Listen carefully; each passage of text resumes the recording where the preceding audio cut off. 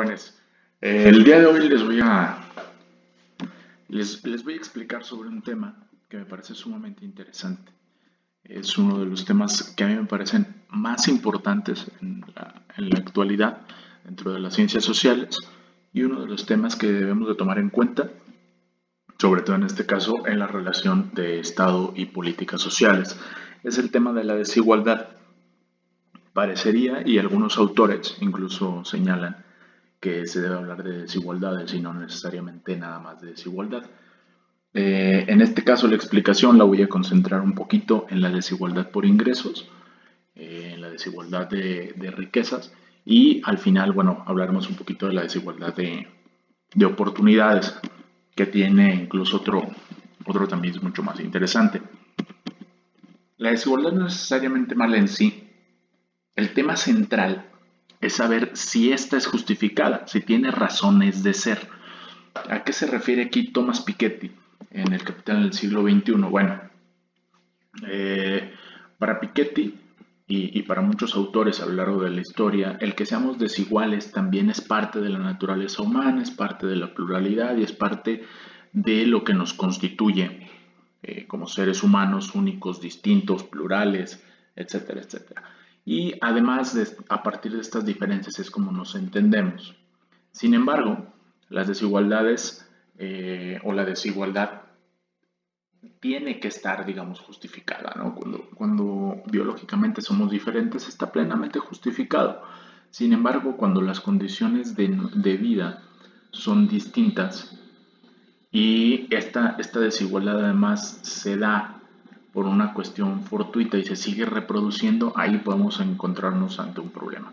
La historia de la distribución de la riqueza es siempre profundamente política y no podría resumirse en mecanismos puramente económicos. Esto también es bien interesante, porque luego los políticos se salen por la tangente en los temas de la desigualdad o en la distribución de la riqueza, donde dicen que esto es un mecanismo meramente económico y que la política entonces ahí no tiene nada que ver. Y al contrario, tiene que ver con las relaciones de poder y tiene que ver con el orden establecido. Entonces, claro que la distribución de la riqueza es un tema político, además de económico. También el mismo Piketty, bueno, aquí ya les ponía una parte de esto, y luego nos dice Piketty que cómo se mide. Bueno, hay dos formas de medir la desigualdad. Uno es a través del coeficiente de Gini, que ahorita justamente lo voy a explicar, donde aquí podrán ver ustedes, esta es una relación de ingreso versus población. Entonces tenemos una cantidad de ingresos hasta el 100% y una cantidad de población hasta el 100%. El 100% de los ingresos totales que se van acumulando y la cantidad de población que también se va acumulando, ¿no? De 20% a 20%. Bueno, esta línea, la línea de la perfecta igualdad, si todos tuviéramos el mismo nivel de ingresos, entonces así como se acumula la cantidad de población, se acumula el nivel de ingreso y te llevaría esta línea, ¿sí? Esta línea básicamente sería la línea de la perfecta igualdad. La curva de Lorenz, que es esta, es la que nos va dando cómo va incrementando el ingreso, pero también la población, pero en qué medida lo va haciendo. Y entonces esto generalmente va a ser la curva va a tener esta forma, ¿no? Esa es la llamada curva de Lorenz. La desigualdad total sería que a lo mejor una sola persona tuviera todo el ingreso, ¿sí? Entonces, en esta gráfica que podemos ver con la curva de Lorenz, la diferencia o el hueco que hay entre la curva de Lorenz y la línea de la perfecta igualdad es lo que nos va a dar, es la diferencia, digamos, de Gini. ¿Sí? O es el coeficiente de Gini. La curva de Lorenz indica cómo está distribuido el ingreso con respecto a la población, por lo que la perfección sería una línea de 45 grados. Y dado que en las sociedades modernas el ingreso siempre tiende a tener algún grado de concentración, hay una diferencia entre la línea estimada de distribución perfecta y la línea que se dibuja como curva de Lorenz. El área que se encuentra entre dichas líneas se encuentra en un rango de entre 0 y 1 y este será el valor asignado para el coeficiente de Gini. Es decir, esta área, la llamada A, es la que se va a encontrar. Entonces el Gini va a resultar de la A entre la A más B, ¿sí? Esta A entre A más B, ¿Sale? Entre mayor es el coeficiente de Gini, pero es la distribución de la riqueza, es decir, un país es más desigual entre mayor es el coeficiente. ¿Sale?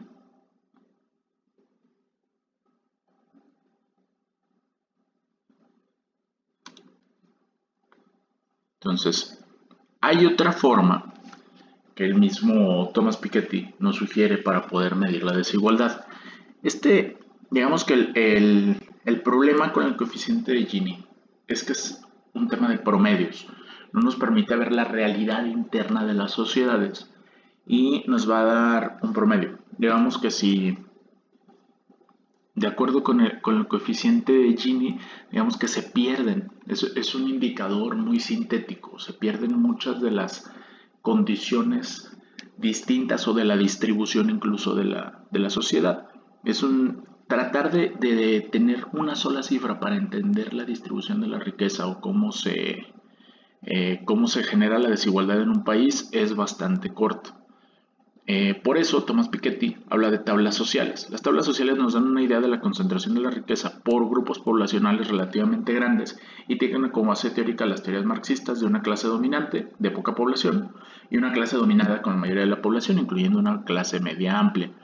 ¿Qué es lo que hace? Y aquí hay una tabla de países escandinavos entre los 70s y 80s, que eran de los países siguen siendo los países mucho más igualitarios o con mejor distribución de la riqueza, donde la clase dominante, poblacionalmente y por ingresos.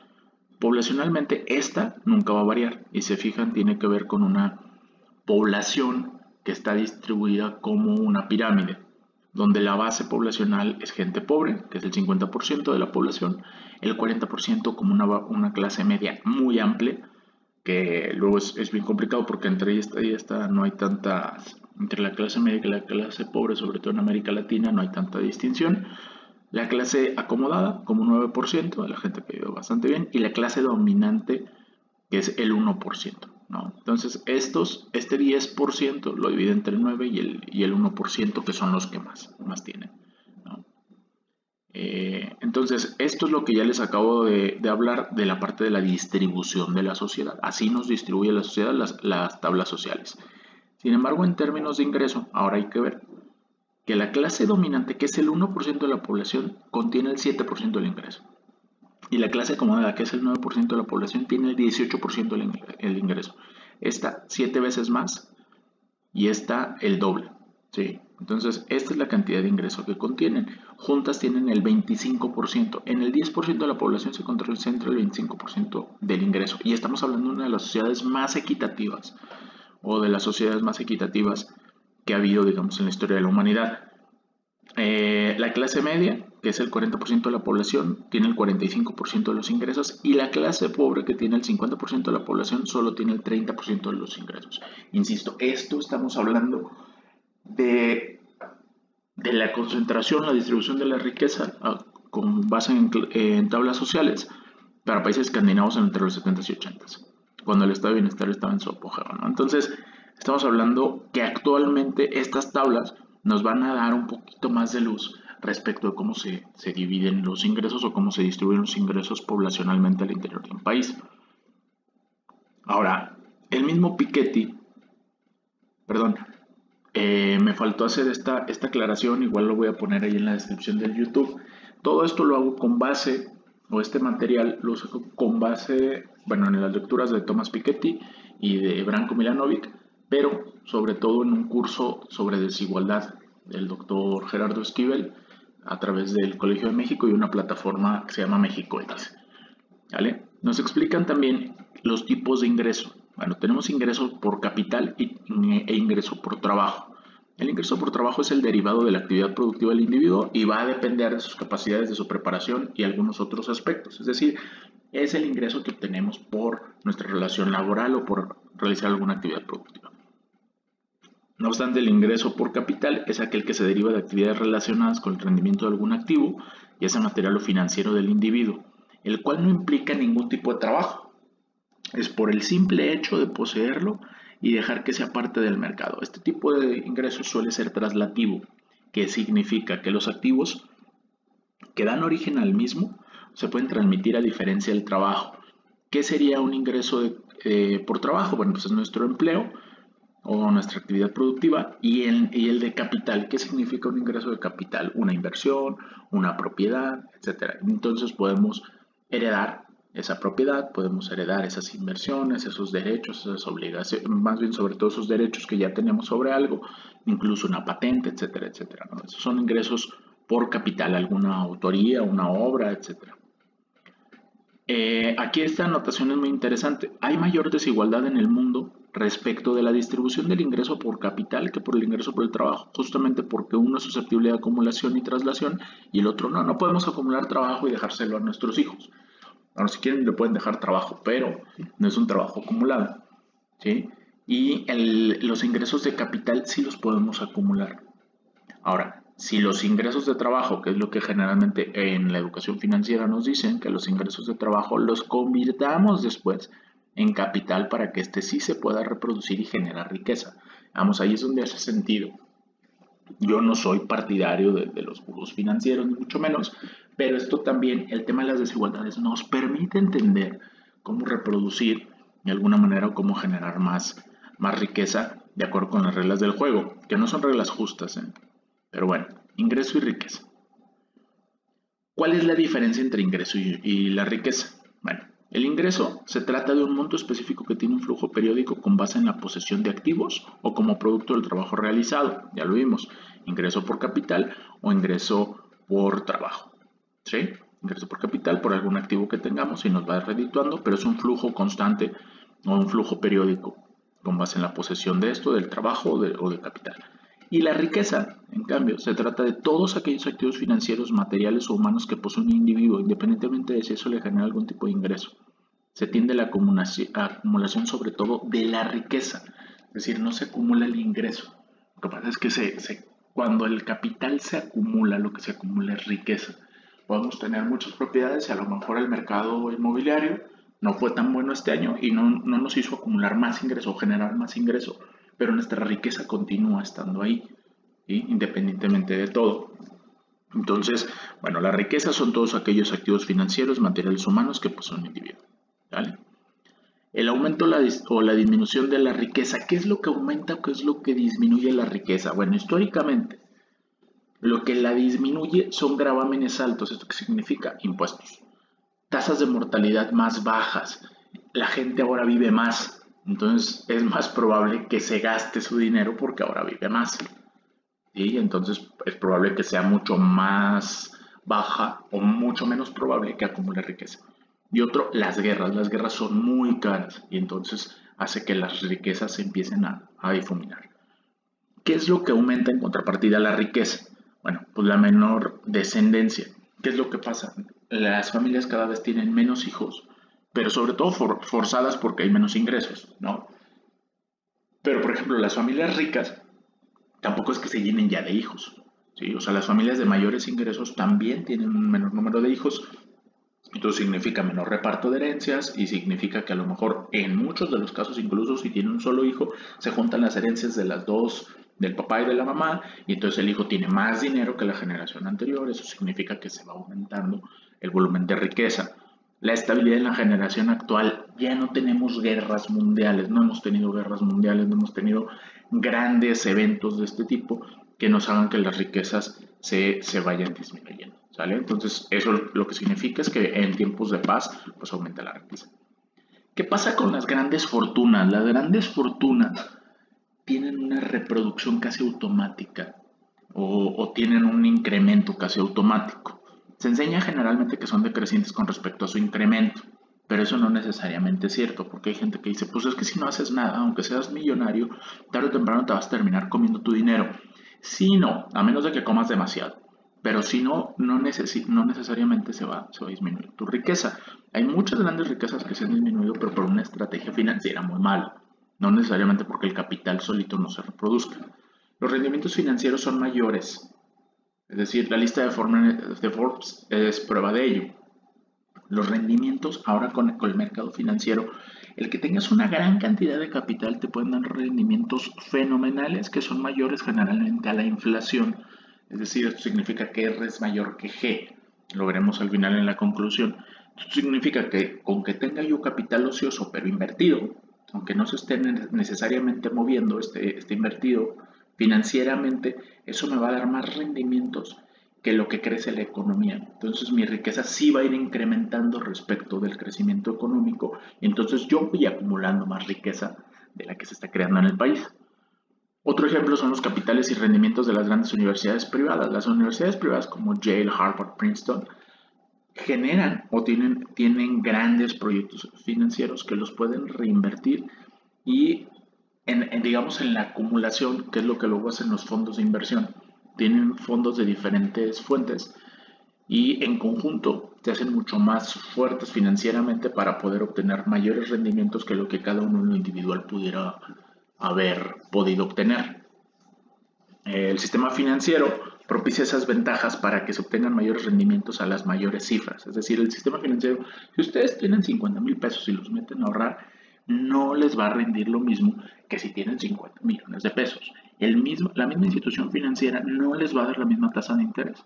Le va a dar mayor tasa de interés a la mayor cantidad. O sea, curiosamente le va a dar mayor tasa de interés. O sea, tasa de interés, no solo rendimientos absolutos. Tasa de interés mayor a la mayor cantidad. Esto significa que si ya eres rico y metes tu dinero al banco para invertirlo, te vas a volver todavía más rico con mayor velocidad que el cuate que no es rico y que mete sus ahorritos al banco. ¿Vale? La desigualdad en el mundo. También el tema de la desigualdad tiene mucho que ver de dónde naces. Y aquí es donde les decía yo que veía algo de Branko Milanovic.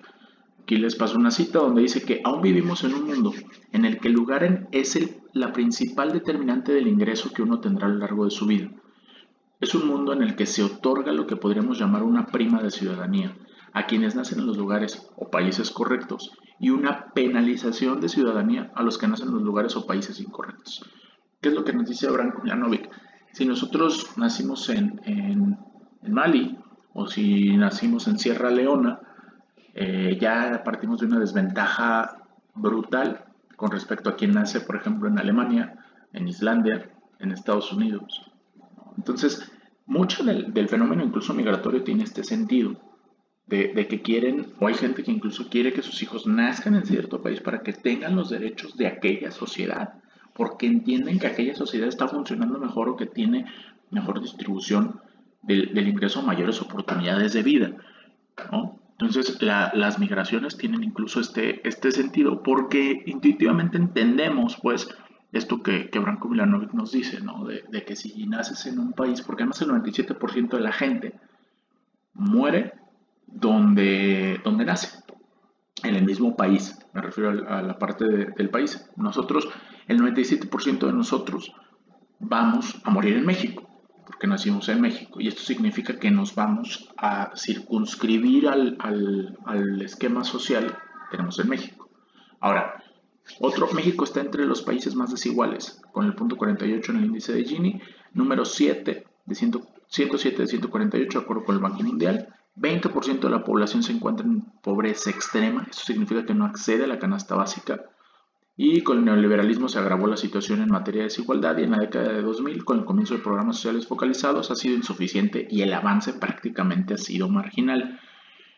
Los ingresos por rendimiento del capital, en México solo se reporta el 5% de estos ingresos.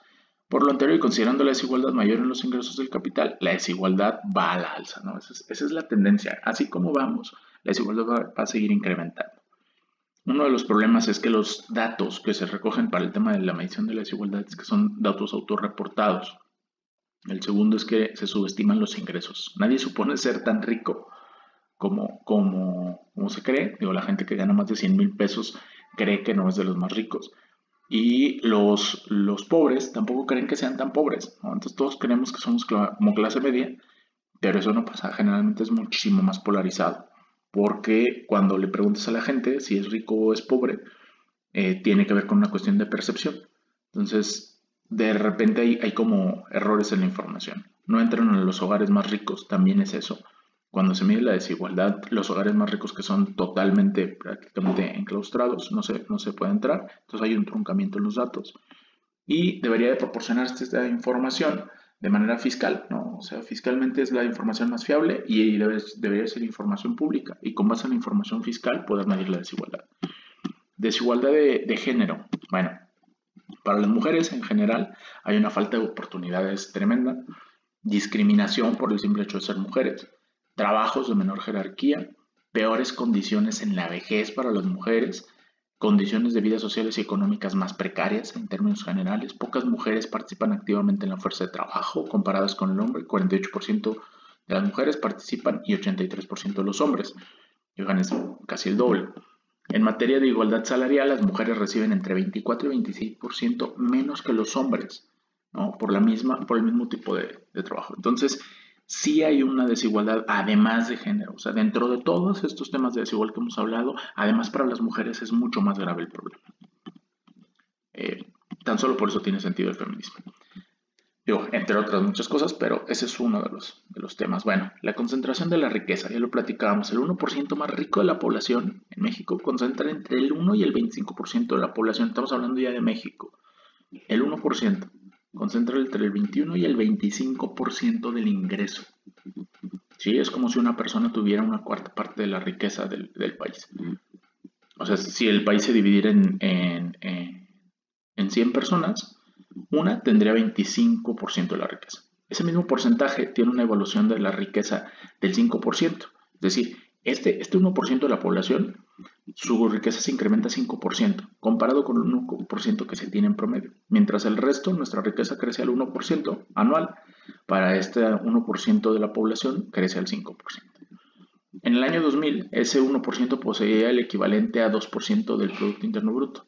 Actualmente es del 9%, para que vean cómo se va incrementando su participación y la concentración de la riqueza en este país. Ahora, también en México depende, no nada más de ya nacimos en México y ya estamos acá.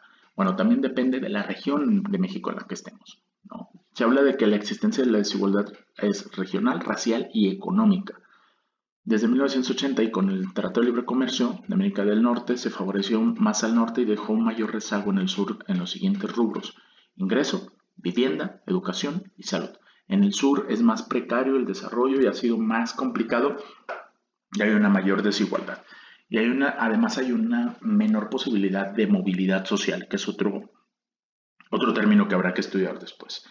Se requiere para que esto se disminuya, primero, convergencia entre los estados, que haya ciertas alianzas, desarrollo regional mayor, que haya proyectos regionales para ciertas zonas, infraestructura, sobre todo para aquellos estados que tienen menor desarrollo, cambiar el patrón de desarrollo también, o sea, que no estemos tan arraigados a que el desarrollo de nuestro país tenga que ser a través del comercio con Estados Unidos únicamente, y una política fiscal que sea mucho más benévola con estos países.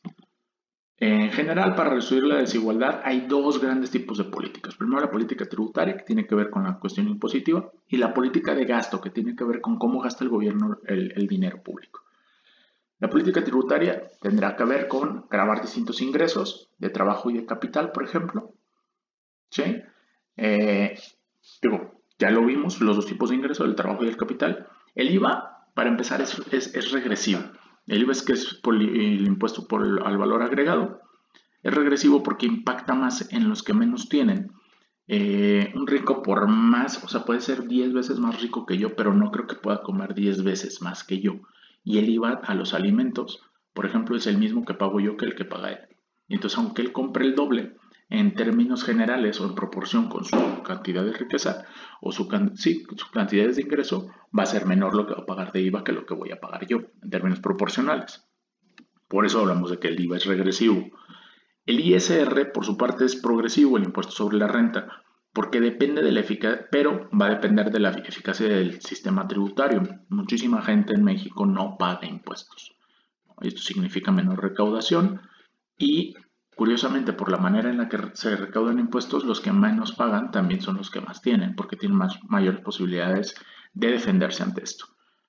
El capital, que no es recaudatorio, es decir, que se grave el capital, no es un tema recaudatorio, sirve más para no incrementar la desigualdad. Es importante que dentro de las reformas fiscales que se busque la grabación o que se paguen impuestos por capital. No es porque vaya a generar grandes ingresos, sino porque va a permitir mantener el capital, digamos, a raya, sin un crecimiento tan desproporcionado y entonces que no haya tanta concentración de la riqueza. Esto significa grabar dividendos, significa grabar herencias, herencias grandes. No crean que porque vamos a dejar una casita de 300,000 pesos nos van a grabar. Eso no es el tipo de impuesto al que se refiere, sino grandes herencias. Y grabación del patrimonio. O sea, se debe de grabar el, por ejemplo, tener un yate encallado, no sé, o parado ahí 300 días del año para utilizarlo 65, ¿no? Entonces, por el simple hecho de tener un yate, debería de estar muy o altamente grabado, ¿no?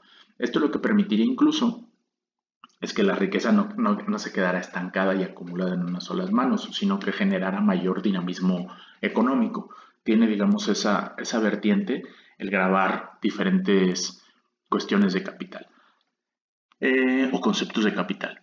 La política de gasto, bueno, tendría que haber políticas para apoyar a los que menos tienen. Deben ser selectivas y deben de estar bien diseñadas. Debemos saber quiénes son los que menos tienen y desde dónde tenemos que apoyarlos. Esto significa política social.